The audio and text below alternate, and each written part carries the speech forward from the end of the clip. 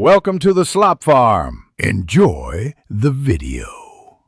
You start by verifying prerequisites and taking the first concrete steps.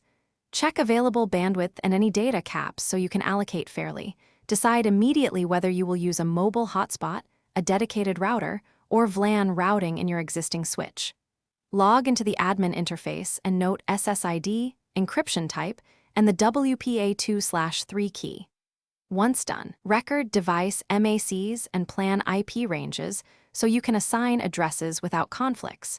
Make sure to enable remote admin only when needed. Now you implement the core configuration and explain why each step matters.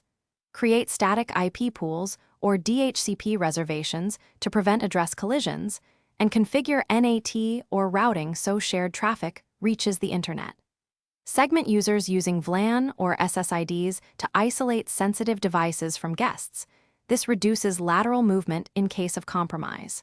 Once segmented, apply firewall rules that block unnecessary inbound ports and enable WPA2 or WPA3 encryption. Finish by validating the setup and preparing to troubleshoot common failures. Test throughput and latency per segment to ensure quality of service, then exercise failover paths and captive portal flows if you use them. Verify every device can resolve DNS and reach required services.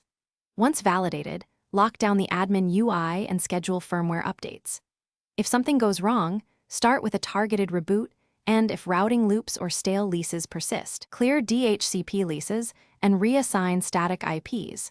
This often restores correct routing quickly.